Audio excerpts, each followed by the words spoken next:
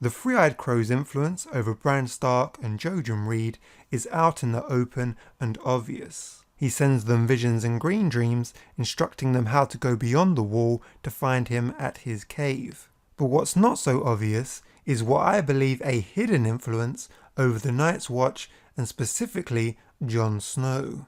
So let's start off in a Game of Thrones, with Jon and Samwell Tarly travelling beyond the wall to take their Night's Watch vows in front of a heart tree.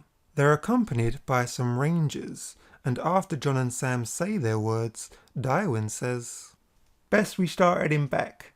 Dark's falling, and there's something in the smell of the night that I mislike." Then Ghost appears.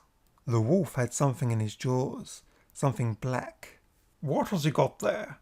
asked Bowen Marsh, frowning. "To me, Ghost," Jon knelt. "Bring it here." The direwolf trotted to him. Jon heard Samwell Tarly's sharp intake of breath. "Goats be good," Dywen muttered. "That's a hand." Ghost then leads them to the source, the dead bodies of Ofer and Jaffa, two of Benjen Stark's ranging party that had earlier gone missing. It's pointed out that Ofer is wearing a horn, so if they had have been attacked this close to the wall, he would have sounded it and it would have raised the alarm. Sam then notices there is no blood surrounding the bodies, so they could not have been killed where they now lay. Jeremy Riker remarks that they don't even smell. Dywen agrees, which is odd considering just before Ghost appeared with the hand, he said, "There's something in the smell of the night that I mislike." So it doesn't seem like he was smelling their bodies. So what does all this tell us? Well, the horn and lack of blood prove that they did not die at this spot. Their bodies were placed there.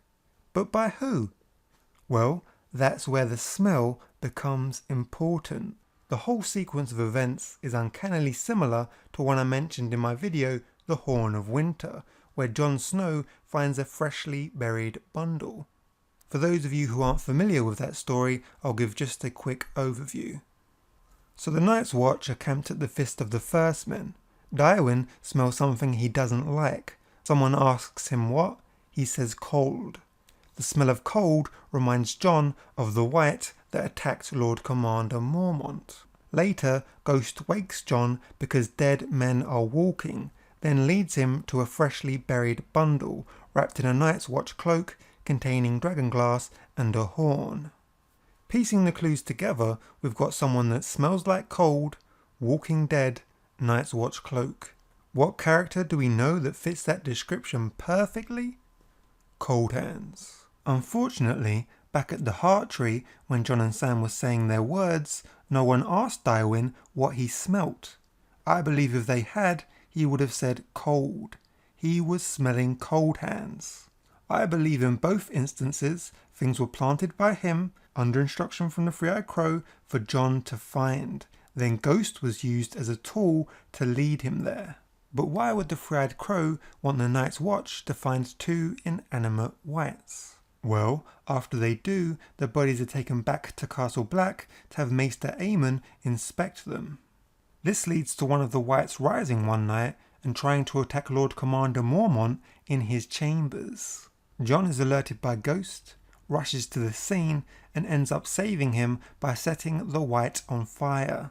This event is one of the main reasons that convinces Commander Mormont to take a large ranging party north. So without this happening, the old bear would never have died. Jon wouldn't have learned about the weapons to kill the others, about the free folk, or gone on to become Lord Commander himself, subsequently letting the wildlings pass through the wall. I'm of the opinion that Jon Snow's whole experience at the wall was training. He was being groomed to be a leader, the one to lead men against the others. And through the whole experience, Ghost has acted not only as his guard dog, but because of the three-eyed crow's influence, his guide dog, guiding him to where he needed to be. Now where this theory falls ever so slightly flat is in Jon's last book chapter, he was murdered. And interestingly, Ghost was not there to protect him. But why wasn't Ghost there? If my theory that Ghost is a tool for the three-eyed crow, he must have wanted Jon to die. But why? Does he know Melisandre is going to revive him and it was just to release Jon from his Night's Watch vows? Or is there something more? So what do you guys think? Did this all make sense? Has the three-eyed crow had a hidden influence over the Night's Watch and been grooming Jon Snow to be a leader?